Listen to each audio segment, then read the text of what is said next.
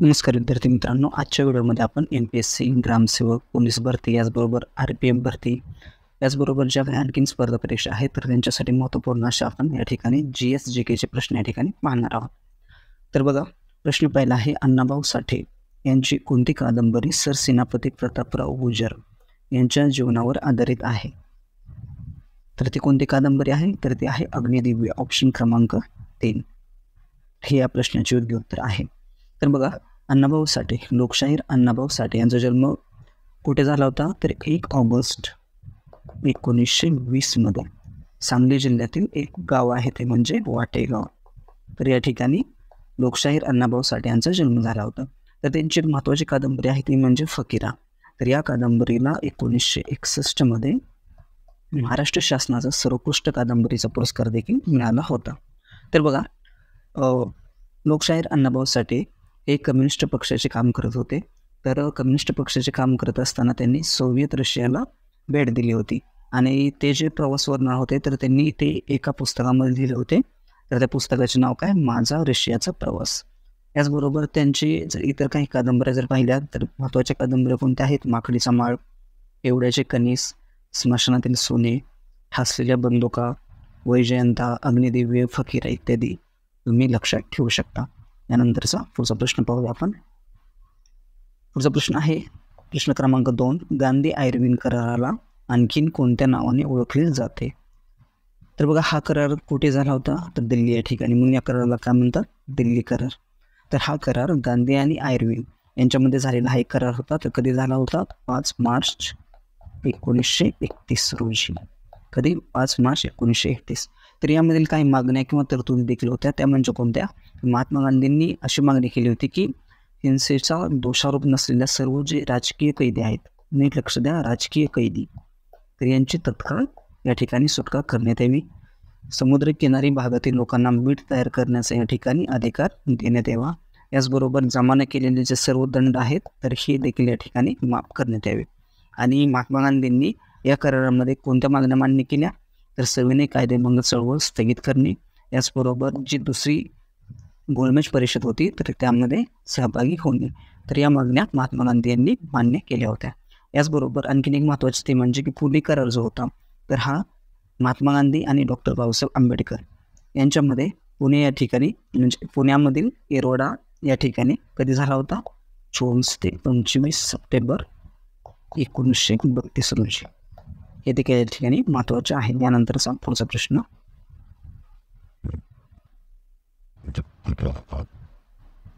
प्रश्न क्रमांक 3, काँग्रेस पक्षाचे विभाजन खालीलपैकी कोणत्या अधिवेशनात झाले होते? तर बघा, 1907 मध्ये सुरत या ठिकाणी, कुठे? 1907 मध्ये सुरत या ठिकाणी इंडियन नॅशनल काँग्रेसचे एक वार्षिक अधिवेशन भरले होते. आणि याच अधिवेशनामध्ये जहाल आणि मवाळ अशा 2 गटामध्ये काँग्रेस पक्षाचे विभाजन झाले होते. आणि ज्यावेळेस हे अधिवेशन सुरत या ठिकाणी भरले होते 1907 मध्ये, तर यावेळेस या अधिवेशनाचे अध्यक्ष कोण होते? तर डॉक्टर रासबिहारी घोष. हे देखील तुम्ही लक्षात ठेवा, डॉक्टर रासबिहारी घोष. तर यामध्ये बघा, जहाल हा जो गट होता तर यामध्ये महत्त्वाचे व्यक्ती कोण होते? तर लोकमान्य टिळक, लाला लजपत राय इत्यादी. आणि मवाळ हा जो गट होता तर याच्यामध्ये गोपाळकृष्ण गोखले, फिरोजशाह मेहता, याचबरोबर सुरेंद्रनाथ बॅनर्जी इत्यादी महत्त्वाचे नेते या ठिकाणी होते मवाळ गटामध्ये. तर बघा, 1907 मध्ये काँग्रेस पक्षामध्ये हे विभाजन झाले. आणि ही जी फूट पडली होती तर ही कधी भरून आली? तर 1916च्या लखनौ अधिवेशनामध्ये. 1916चे लखनौ अधिवेशन हे देखील या ठिकाणी महत्त्वाचे आहे. पुढचा प्रश्न बघा, खालीलपैकी कोणते पुस्तक महात्मा ज्योतिबा फुले यांच्याशी संबंधित नाही? तर बघा, ब्राह्मणांचे कसब हे पुस्तक जर आपण पाहिले तर हे महात्मा ज्योतिबा फुले यांनी कधी लिहिले होते? 1869 मध्ये. आणि यामध्ये ब्राह्मण लोक शूद्रांची कशी फसवणूक करतात याचे वर्णन महात्मा ज्योतिबा फुले यांनी ब्राह्मणांचे कसब या पुस्तकामध्ये केलेले आहे. त्यानंतर तृतीय रत्न कधी लिहिले होते? तर 1855 मध्ये महात्मा ज्योतिबा फुले यांनी लिहिले होते. तर तृतीय रत्न हे मराठीमधील पहिले सामाजिक नाटक आणि ज्योतिबांचे पहिले पुस्तक देखील होते. त्यानंतर जे गुलामगिरी पुस्तक आहे तर हे 1873 मध्ये प्रश्न उत्तराच्या स्वरूपामध्ये लिहिलेले पुस्तक आहे. कोण लिहिलेले? महात्मा ज्योतिबा फुले. म्हणून बघा, या ठिकाणी महात्मा ज्योतिबा फुले यांच्याशी संबंधित नसणारे पुस्तक ते म्हणजे कोणते? वेदोक्त धर्मप्रकाश. तर हे पुस्तक कोणाशी संबंधित आहे, तर विष्णुबुवा ब्रह्मचारी यांनी लिहिलेले पुस्तक आहे कोणते, वेदोक्त धर्मप्रकाश. यानंतरचा पुढचा प्रश्न, बंगालमधील रॉयल एशियाटिक सोसायटीची स्थापना खालीलपैकी कोणी केली, तर कोणी केली, सर विल्यम जोन्स.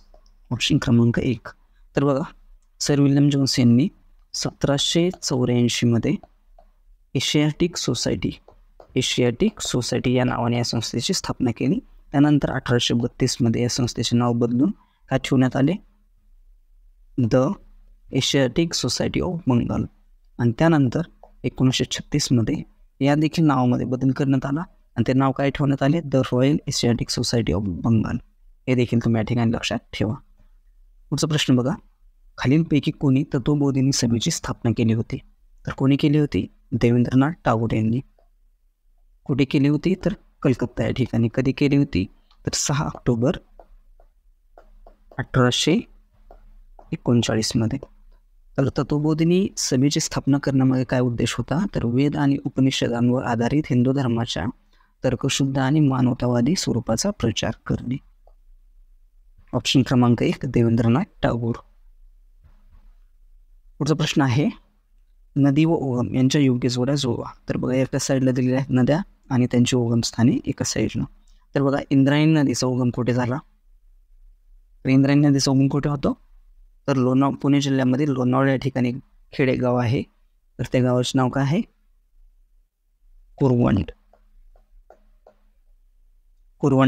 कुरवंडे या गावामध्ये इंद्रायणी नदीचा उगम होतो. कुठे, पुणे जिल्ह्यातील लोणावळा या ठिकाणी. तर या नदीची लांबी किती आहे, 93 किलोमीटर. आणि इंद्रायणी ही भीमा नदीची एक उपनदी आहे. त्यानंतर बघा, प्रवरा नदी. तर प्रवरा नदीचा उगम कुठे होतो, तर अहमदनगर जिल्ह्यामध्ये रतनगड या ठिकाणी. रतनगड कुठे आहे, अहमदनगर जिल्ह्यात. त्यानंतर मन्याड ही जी नदी आहे, मन्याड नदी, तर या नदीचा उगम कुठे होतो, तर धरमपुरी या ठिकाणी. धरमपुरी कुठे आहे, तर बीड जिल्ह्यामध्ये आहे. आणि मन्याड ही जी नदी आहे, तर ही मांजरा नदीची उपनदी आहे. त्यानंतर दक्षिण पूर्णा नदी जी आहे, तर या नदीचा उगम कुठे होतो, तर छत्रपती संभाजीनगर म्हणजेच औरंगाबाद या ठिकाणी, गवताळा या ठिकाणी. कुठे, गवताळा. याचबरोबर इंद्रायणी ही जी नदी आहे, तर देहू आणि आळंदी ही जी पवित्र क्षेत्रे आहेत, तर ही पवित्र क्षेत्रे ही इंद्रायणी नदीच्या तीरावर आहेत. हे देखील या ठिकाणी महत्त्वाचे आहे. आणि दक्षिण पूर्णा आणि गोदावरी या दोन नद्यांचा संगम कुठे होतो, तर परभणी जिल्ह्यामधील एक ठिकाण आहे, ते म्हणजे कोणते, कंठेश्वर. तर हे ठिकाणी होतो दक्षिण पूर्णा आणि गोदावरी नदीचा संगम. आणि दक्षिण पूर्णा या नदीचा उगम कुठे होतो, तर अजिंठा पर्वतरांगेमध्ये, औरंगाबाद या ठिकाणी अजिंठा पर्वतरांगेमध्ये. म्हणून या ठिकाणी बघा, या प्रश्नाचे योग्य उत्तर काय असणार आहे, ऑप्शन क्रमांक 2. पुढचा प्रश्न, समाजसुधारक आणि त्यांचे ग्रंथ यांच्या योग्य जोड्या जुळवा. तर बघा, महात्मा ज्योतिबा फुले यांनी कोणता ग्रंथ लिहिला, संसार. त्यानंतर गोपाळ गणेश आगरकर यांनी कोणता ग्रंथ लिहिला, विकार विकसित. महर्षी धोंडो केशव कर्वे यांनी आत्मवृत्त. आणि स्वामी दयानंद सरस्वती यांनी सत्यार्थ प्रकाश. तर असा पर्याय या ठिकाणी कोणता आहे, तर तो आहे ऑप्शन क्रमांक 2. तर बघा, महात्मा ज्योतिबा फुले यांनी सत्सार, याचबरोबर इशारा, गुलामगिरी, ब्राह्मणांचे कसब, तृतीयरत्न इत्यादी महत्त्वाचे पुस्तके लिहिलेली आहेत. त्याचबरोबर गोपाळ गणेश आगरकर यांनी कास्ट इन इंडिया, डोंगरीच्या तुरुंगातील आमचे 101 दिवस, याचबरोबर विकार विकसित इत्यादी महत्त्वाचे पुस्तके लिहिलेली आहेत. तर बघा, त्यानंतर महर्षी धोंडो केशव कर्वे यांनी यांचे जे आत्मचरित्र आहे, तर त्याचे नाव काय आहे, आत्मवृत्त. आणि हे आहे मराठीमध्ये. आणि इंग्लिशमध्ये जर पाहिले तर ते कोणते आहे, आत्मचरित्राचे नाव लुकिंग बॅक. हे देखील या ठिकाणी महत्त्वाचे आहे. त्यानंतर स्वामी दयानंद सरस्वती यांनी सत्यार्थ प्रकाश हा ग्रंथ लिहिला. कोणता, सत्यार्थ प्रकाश. कधी लिहिला, 1875 प्रकाशित झाला होता. आणि 10 एप्रिल 1875 स्वामी दयानंद सरस्वती यांनी आर्य समाजाची स्थापना केली. कुठे, मुंबई या ठिकाणी. पुढचा प्रश्न, खालीलपैकी कोणत्या कायद्याने भारतात स्वतंत्र मतदार प्रणाली सुरू करण्यात आली, स्वतंत्र मतदार प्रणाली. तर कोणत्या कायद्याने, भारतीय परिषद कायदा 1909, ज्याला आपण काय म्हणतो, मोर्ले मिंटो कायदा असे देखील म्हणतो, मोर्ले मिंटो रिफॉर्म. तर बघा या हा जो कायदा होता मोगले मिंटो रिफॉर्म म्हणजेच भारतीय परिषद कायदा 1909, तर याच्या माध्यमातून जो 1861 आणि 1892चा जो भारतीय परिषद कायदा होता तर त्यामध्ये सुधारणा करण्याचा प्रयत्न करण्यात आला. आणि या कायद्याने 1909च्या कायद्याने ब्रिटिश भारताच्या कारभारामध्ये भारतीयांचा मर्यादित सहभाग वाढवण्यात आला. याच कायद्यानुसार मुस्लिमांसाठी स्वतंत्र मतदारसंघ देखील सुरू करण्यात आला. आणि विधान परिषदांमध्ये विशेषतः जर पाहिले तर प्रांतीय विधान परिषदेमध्ये म्हणजेच प्रांतीय विधान परिषदेमध्ये प्रांतीय स्तरावर विधान परिषदेमध्ये विशेषतः प्रांतीय स्तरावर भारतीयांचा सहभाग या ठिकाणी वाढवण्यात आला. कोणत्या कायद्याने? भारतीय परिषद कायदा 1909.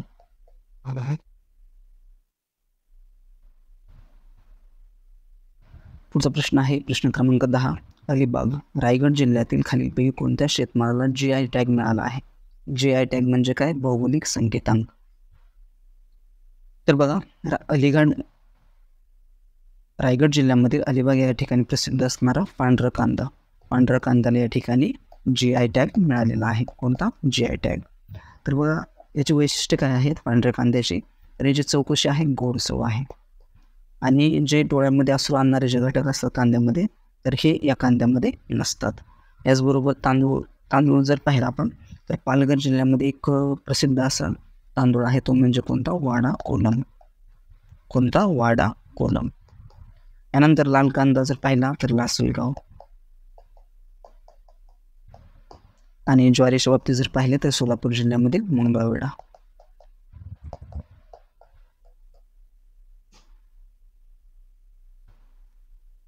पुढचा प्रश्न क्रमांक 11. सध्या युनेस्कोची किती जागतिक वारसा स्थळे महाराष्ट्रामध्ये आहेत? तर ते किती आहेत? तर ते आहेत 5. तर बघा ती म्हणजे कोणते? वेरूळ लेणी औरंगाबाद. त्यानंतर औरंगाबादमध्ये स्थित असणारी अजिंठा लेणी. त्यानंतर एलिफंटा लेणी. कोणती? एलिफंटा लेणी घारापुरी म्हणजेच मुंबई. त्यानंतर कोणते आहे? व्हिक्टोरियन आणि आर्ट डेको एन्सेम्बल कुठे आहे? मुंबई या ठिकाणी. याचनंतर 5वा क्रमांक आहे तो म्हणजे छत्रपती शिवाजी महाराज टर्मिनस मुंबई. तर ही 5 जागतिक वारसा स्थळे कुठे आहेत? महाराष्ट्रामध्ये आहेत. याचबरोबर युनेस्कोची आपण जर या ठिकाणी माहिती पाहिली तर युनेस्कोची स्थापना कधी झाली होती? 16 नोव्हेंबर 1945 मध्ये. याचे हेडक्वार्टर कुठे आहे म्हणजे मुख्यालय? तर पॅरिस या ठिकाणी, फ्रान्समधील पॅरिस या ठिकाणी. तर युनेस्कोचा लॉंग फॉर्म काय होतो? United Nations Educational Scientific and Cultural Organisation. आणि ही युनायटेड नेशनची विशेष संस्था आहे. पुढचा प्रश्न. 1867 मध्ये खालीलपैकी कोणत्या समाजाची स्थापना करण्यात आली? 1867 मध्ये. तर बघा 1867 मध्ये म्हणजेच 31 मार्च 1867 मध्ये मुंबई या ठिकाणी डॉक्टर आत्माराम पांडुरंग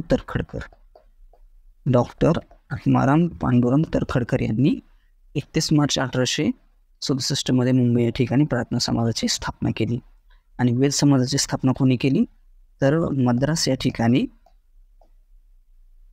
1864 मध्ये केशवचंद्र सेन आणि के श्रीधरलू नायडू यांनी वेद समाजाची स्थापना केली. कुठे? मद्रास या ठिकाणी 1864 मध्ये. म्हणजेच 1864 मध्ये कोणत्या समाजाची स्थापना करण्यात आली? तर फक्त एक म्हणजे प्रार्थना समाज. यानंतरचा पुढचा प्रश्न. महात्मा गांधीजी यांनी खालीलपैकी कोणाला आधुनिक भारताचे निर्माता असे म्हटले आहे? तर कोणाला म्हटलेलं आहे? बाळ गंगाधर टिळक म्हणजेच लोकमान्य टिळक. तर बघा लोकमान्य टिळक यांचा जन्म रत्नागिरी जिल्ह्यामधील चिखली या ठिकाणी झाला. कुठे? रत्नागिरी जिल्ह्यामधील चिखली. कधी झाला? 23 जुलै 1856 मध्ये. तर बघा त्यांनी म्हणजेच लोकमान्य टिळक आणि गोपाळ गणेश आगरकर यांनी मिळून मराठा या साप्ताहिकाची सुरुवात केली होती इंग्लिशमध्ये. हे एक इंग्लिश साप्ताहिक होते मराठा. कधी? 2 जानेवारी 1881 मध्ये. आणि केसरी या वृत्तपत्राची म्हणजे साप्ताहिकाची सुरुवात कधी करण्यात आली? तर लोकमान्य टिळक आणि गोपाळ गणेश आगरकर यांनी मराठी भाषेमध्ये 4 जानेवारी 1881 मध्ये केसरी या साप्ताहिकाची सुरुवात केली होती. याचबरोबर महात्मा गांधी यांनी लोकमान्य टिळक यांना आधुनिक भारताचे निर्माता असे म्हटले होते. तर एक वृत्तपत्र होते ते म्हणजे कोणते? टाइम्स. तर टाइम्स या वृत्तपत्राचा जो संपादक होता सर व्हॅलेंटाईन चिरोल. तर याने लोकमान्य टिळक यांना काय म्हटले होते? भारतीय असंतोषाचे जनक. याचबरोबर लोकमान्य टिळक यांनी लिहिलेले काही महत्त्वाचे ग्रंथ ते म्हणजे कोणते? ओरायन.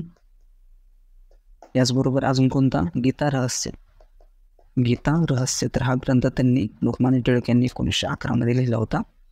याचबरोबर the Arctic home in the Vedas हा देखील त्यांचा एक महत्त्वाचा ग्रंथ आहे. कोणाचा? लोकमान्य टिळक यांचा. म्हणून बघा, महात्मा गांधीजी यांनी कोणाला आधुनिक भारताचे निर्माता असं म्हटलं आहे? तर बाळ गंगाधर टिळक. ऑप्शन क्रमांक 1.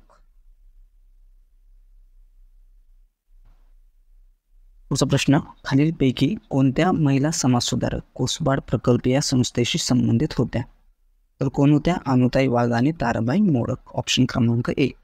तर बघा, कोसबाड प्रकल्प कुठे आहे? तर ठाणे जिल्ह्यामधील कोसबाडची एक टेकडी आहे.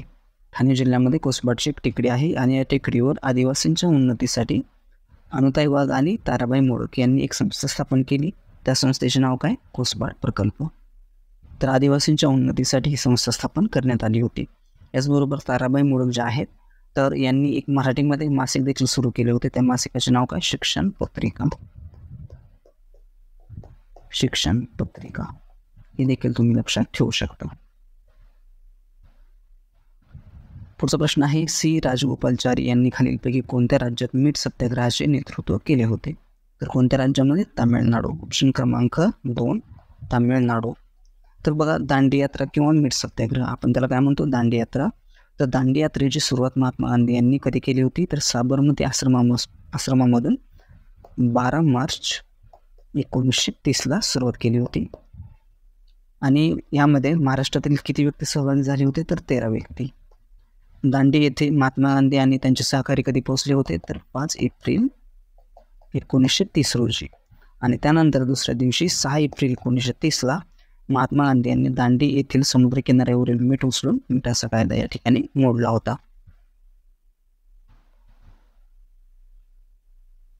पुढचा प्रश्न, खाली दिलेल्या वर्णनावरून नदी ओळखा. तर वर्णन बघा, ही पूर्ववाहिनी नदी असून मध्य महाराष्ट्रामध्ये वाहते. दुसरे विधान, नाशिक जिल्ह्यात त्र्यंबकेश्वर जवळ ब्रह्मगिरी डोंगर रांगेमध्ये या नदीचा उगम होतो. आणि तिसरे विधान आहे, या नदीच्या खोऱ्याचा विस्तार नरसाळ्याप्रमाणे दिसतो. तर ही नदी कोणती आहे? तर ही नदी आहे गोदावरी. दक्षिण गंगा म्हणजेच गोदावरी नदी. तर गोदावरीचा उगम जो होतो तर हा कुठे होतो? नाशिक जिल्ह्यामधील त्र्यंबकेश्वर जवळ ब्रह्मगिरी डोंगर रांगेमध्ये. या नदीची एकूण लांबी किती आहे? 1465 किलोमीटर. आणि महाराष्ट्रामध्ये गोदावरी नदीची लांबी किती आहे? 668 किलोमीटर. तर बघा, संपूर्ण गोदावरी खोऱ्याने महाराष्ट्राचे किती टक्के क्षेत्र व्यापले जाते? तर 49% क्षेत्र. आणि देशाचा विचार केला तर किती? 10% एवढे क्षेत्र व्यापलेले आहे. तर बघा, संपूर्ण गोदावरी खोऱ्यामध्ये समाविष्ट असणारे जिल्हे जर पाहिले तर ते किती आहेत? 5 जिल्हे. संपूर्ण गोदावरी खोऱ्यामध्ये समाविष्ट असणारे जिल्हे तर ते म्हणजे कोणते? जालना आहे, परभणी आहे, त्यानंतर हिंगोली आहे, नांदेड आहे आणि अजून कोणता? लातूर जिल्हा. तर हे 5 जिल्हे. पुढचा प्रश्न, नांदूर मधमेश्वर पक्षी अभयारण्य महाराष्ट्रातील कोणत्या जिल्ह्यामध्ये स्थित आहे? कोणत्या जिल्ह्यामध्ये आहे? तर हे आहे नाशिक जिल्ह्यामध्ये स्थित. तर बघा, नाशिक जिल्ह्यामधील एक तालुका आहे तो म्हणजे निफाड तालुका. तर या निफाड तालुक्यामध्ये स्थित असणारे एक पक्षी अभयारण्य ते म्हणजे कोणते? नांदूर मधमेश्वर. आणि या अभयारण्याला जानेवारी 2020 मध्ये महाराष्ट्रामधील पहिले रामसर स्थळ म्हणून देखील घोषित करण्यात आले. कधी? 2020 मध्ये, जानेवारी 2020 मध्ये.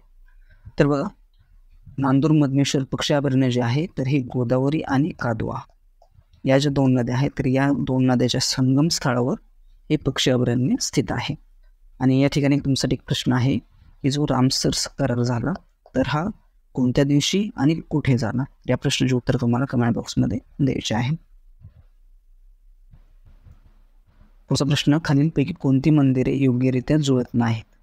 तर बघा, मोरेश्वर, मयुरेश्वर, रांजणगाव, महागणपती, थेऊर, वरदविनायक, पाली, बल्लाळेश्वर. तर या ठिकाणी तिसरी जी जोडी आहे तर ही चुकीची आहे.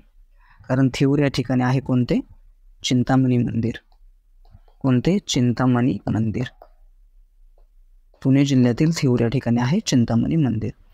जे पेशवे माधवराव प्रथम होते तर यांनी या मंदिराचा जीर्णोद्धार केला होता, थेऊर येथील चिंतामणी मंदिराचा. म्हणून या ठिकाणी ऑप्शन क्रमांक 3 म्हणजे जी जोडी 3 क्रमांकाची जोडी आहे तर ही या ठिकाणी चुकीची आहे. तर बघा, वरदविनायक हे जे अष्टविनायकापैकी एक गणपतीचे जे मंदिर आहे वरदविनायक, तर हे कुठे आहे तर महाड या ठिकाणी, रायगड जिल्ह्यामधील महाड या ठिकाणी. त्याचबरोबर मोरेगाव या ठिकाणी आहे भैरवेश्वर मंदिर, रांजणगाव या ठिकाणी आहे महागणपती, पाली या ठिकाणी आहे बल्लाळेश्वर. तर बघा, लेण्याद्री या ठिकाणी कोणते मंदिर आहे गिरिजात्मक मंदिर, ओझर या ठिकाणी कोणते आहे विघ्नहर मंदिर. याचबरोबर वरदविनायक कुठे आहे तर महाड या ठिकाणी, सिद्धटेक कुठे आहे सिद्धिविनायक मंदिर कुठे आहे सिद्धटेक या ठिकाणी, आणि मोरेश्वर मंदिर कुठे आहे मोरेगाव या ठिकाणी, मोरगाव या ठिकाणी आहे मोरेश्वर मंदिर. तर अशी ही 8 अष्टविनायके देखील तुम्ही लक्षात ठेवू शकता. यानंतरचा पुढचा प्रश्न बघा, सविनय कायदेभंगाची चळवळ कधी सुरू करण्यात आली, तर कधी सुरू करण्यात आली होती तर 1930 मध्ये. तर बघा, त्या अगोदर बघा मोतीलाल नेहरू यांनी नेहरू रिपोर्ट लिहिला होता, एक नेहरू रिपोर्ट तयार केला होता कधी 1928 मध्ये. आणि याच्यामध्ये त्यांनी एक मागणी केली होती, ते म्हणजे की वसाहतीचे स्वातंत्र्य म्हणजे वसाहतीचे स्वराज्य, वसाहतीचे स्वराज्य अशी त्यांनी एक मागणी केली होती. आणि ही मागणी न मिळाल्यामुळे महात्मा गांधी यांनी सविनय कायदेभंग चळवळ सुरू केली होती कधी 1930 मध्ये. त्याचबरोबर महात्मा गांधी यांनी असहकार चळवळ देखील सुरू केली होती कधी 1 ऑगस्ट 1920 रोजी. आणि यानंतर एक घटना घडली ती म्हणजे चौरी चौरा घटना, कधी घडली 5 फेब्रुवारी 1922 रोजी. आणि त्यामुळे महात्मा गांधी यांनी 11 फेब्रुवारी 1922 मध्ये असहकार चळवळ या ठिकाणी मागे घेतली होती. हे देखील या ठिकाणी महत्त्वाचे आहे. म्हणून बघा, सविनय कायदेभंगाची चळवळ कधी सुरू करण्यात आली होती तर 1930 मध्ये. पुढचा प्रश्न, ब्रिटिश भारताची राजधानी कलकत्त्याहून दिल्लीला हलवण्यात आली तेव्हा भारताचा व्हाईसरॉय कोण होता, तर कोण होता तर तो होता लॉर्ड हार्डिंग्ज. ऑप्शन क्रमांक 3. तर लॉर्ड हार्डिंग हा 1910 ते 1916 या काळामध्ये भारताचा व्हाईसरॉय म्हणून त्याने कार्य केले होते. तर 1911 मध्ये त्यांनी बंगालची जी फाळणी होती तर ही देखील या ठिकाणी रद्द केली होती. 1911 मध्येच त्याने कलकत्त्याहून ब्रिटिश भारताची राजधानी कुठे नेली दिल्लीला. त्याचबरोबर 1915 मध्ये हिंदू महासभेची स्थापना देखील करण्यात आली होती. हिंदू महासभेची स्थापना कोणाच्या कार्यकाळामध्ये, लॉर्ड हार्डिंग.